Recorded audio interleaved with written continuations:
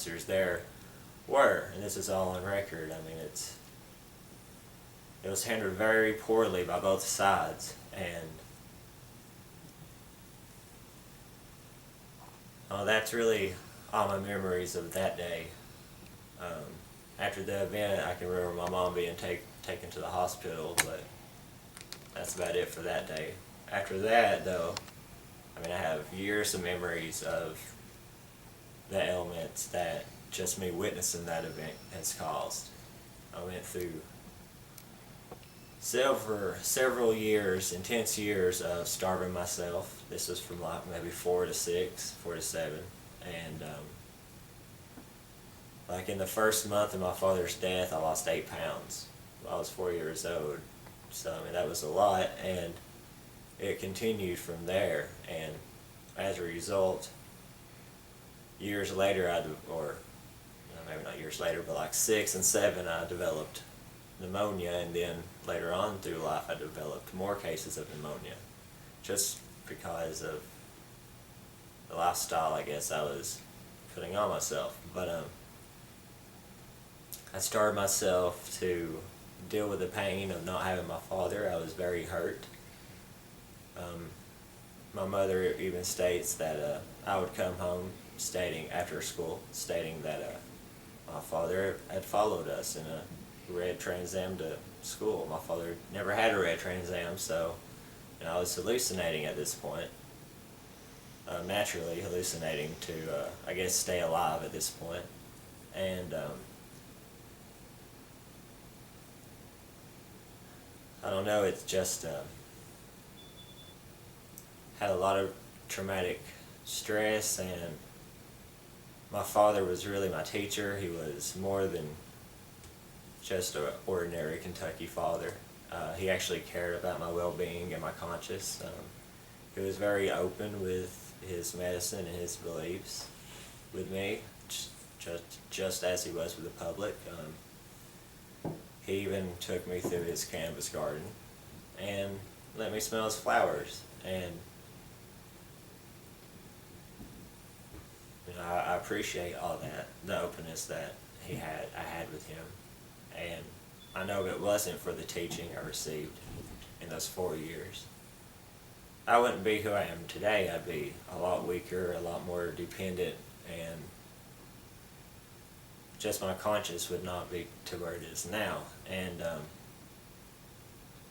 after I kind of dealt with starving myself, which really, I mean, the turning point of that was me at my uncle's house, just crying to God, and I was in so much pain from starving myself for probably months.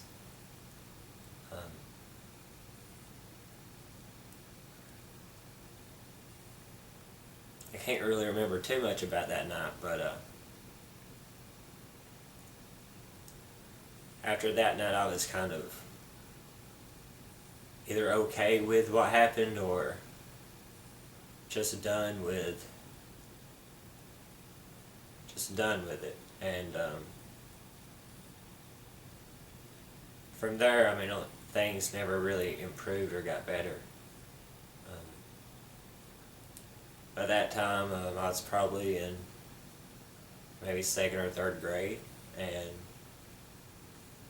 I was wanting to attend like a 4-H competition. I was wanting to sing Guns N' Roses, a Night Train, actually. And the teachers informed me that I had a speech impediment that I was unaware of, and that came from a result of my father's murder. I couldn't pronounce certain letters correct. I couldn't move my tongue. I think the shock in my ears from the concussion grenade or rubber bullet or whatever it was, the bullets just, I don't know, it messed my hearing up. I could never really acknowledge my speech impediment, and it was very bad. It was basically like I was still a 2-year-old, 3-year-old trying to speak whenever I was 8 or 9. And I couldn't couldn't really pronounce certain letters like R or C or Z. I couldn't hear the difference, and I didn't really know that I was moving my tongue wrong to get that letter. But I was in speech therapy for about 10 years, and that was from elementary school on through high school, or middle school rather. It was after middle school and when I was starting in high school to where I actually seen improvement in my speech. I had it for that long. I mean, I was getting bullied from preschool on through elementary, on through middle school, just on and on about my speech. People call me baby talk, people would call me infant or whatever. But, that took away from a lot of the teachings that I needed during my school. I mean, I was taken out of class for getting in fights during recess, or I was in speech class, so I was out of regular class. Missed out on a lot of valuable information. Like I said, my father developed my conscience mainly, and after he was gone, I knew everyone else had too many issues. So I really just kind of tried to develop my conscience on my own, and I paid attention in school. I wanted to further myself in life, and I was taken out of a lot of the good core teachings, and that greatly affected me. Greatly affected all my interest. Grew up hating the government, probably because I really was taken out of history class and all that good stuff. Let me backtrack to... I had to understand the fear of losing a life with that day. And because of that, like whenever I went and got the toy sword and tried to prevent harm for my family, I had to actually understand that my father was going to die, that my teacher was going to be absent. And I don't know how much later it was maybe a year later. It was while my uncle was still present in the community. And he was over at my house with my mother, and I don't know what I did. I got a cut on my hand, or I got stung or something, and I was off on my own. So I was crying a little bit and was going to go seek help, and then I seen my uncle arguing with my mother about the same thing he was arguing to her about the day before and the day before, and all the way on down since after my father got shot in front of all of us. And I realized then that, my petty problems was not anything I didn't want to put more burden on them of my petty problems, and that kind of further added to isolating myself and developing my own conscience on my own. But that was like whenever I was 5 or something, and after that, just kind of been without direction as a child. After high school and after dealing with a speech impediment, I went and enrolled in ROTC in our school to kind of better develop qualities I should have had the privilege in learning from my dad. I had to learn these. It helped develop my conscience even more, gave me some more discipline. That was really it. I guess I had the opportunity to medicate. I didn't really know cannabis was medicine at this point. That's what my father was trying to say whenever he was shot.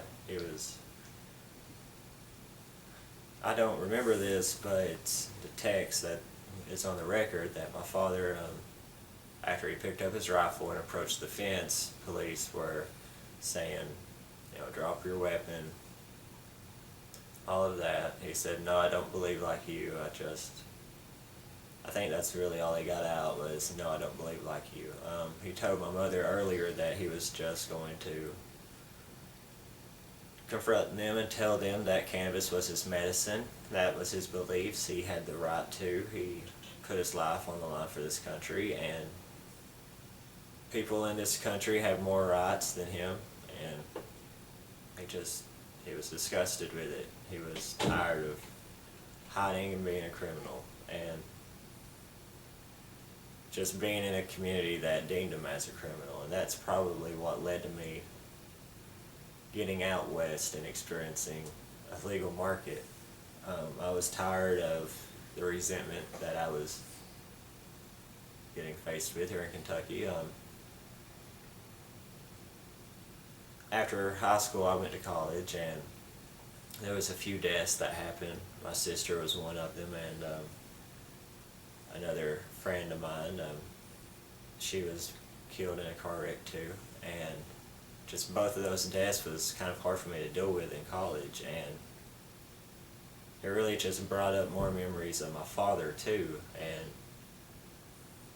I dropped out after my sister passed away and kind of stayed with my mom more to help her through that. My mom did live throughout being grazed in the head by a bullet. She really hasn't suffered much, if any, mental side effects because of it, none that I can see.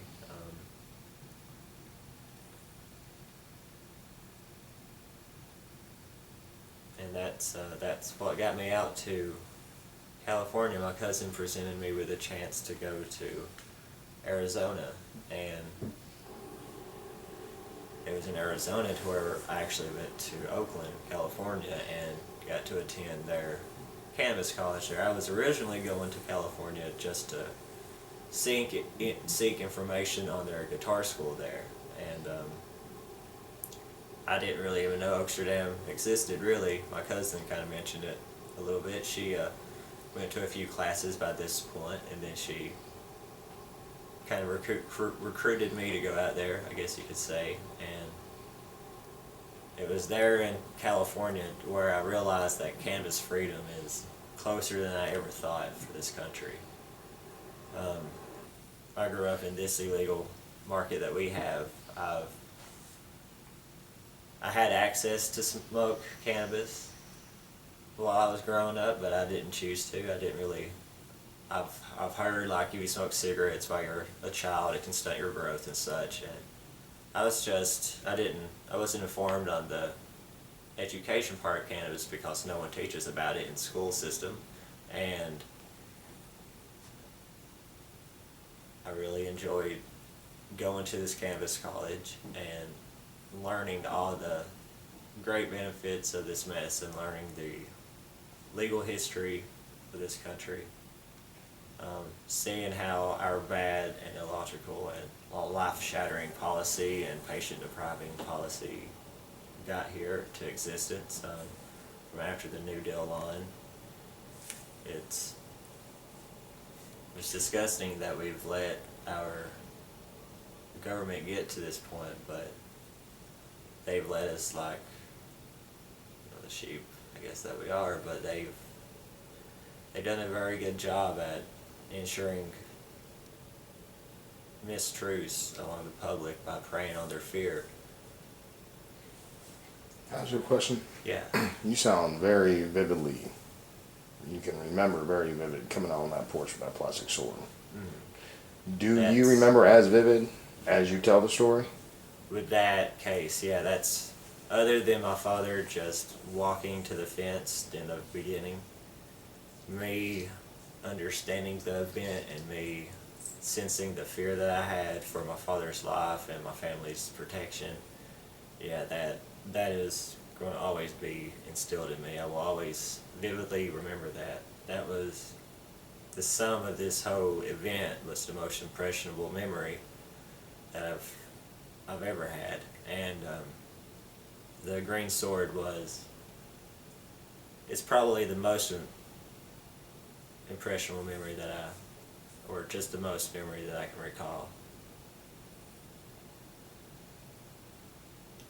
I do. Oh, I'm sorry, go ahead. I was just going to say it again. Like, I do remember going inside alone. I just took off running inside. I left my father and my mother's side. I remember running to my room in my toy box, getting out a toy green neon sword, and running back outside. I didn't even ask my parents what I was going to do, or I just went up to the fence with police officers there, and I just rode the sword in between the middle of the fence, kind of latching it together. Later, the police just jumped the fence, and had to realize that too. But I just had to, whenever I really had to realize, or my conscience had to grow even more, I remember those instances a lot. The green sword, my father in the beginning, afterwards whenever I hurt myself, and actually understanding that my pettiness shouldn't be involved in my family's. I'm out. Batter? No. Disc. Disc? Yeah. Okay. That's about it, anyway. And you know what? No, that was great. The only other thing I was going to say is after we drop this, is there any way I just want to get you on this one Gatewood?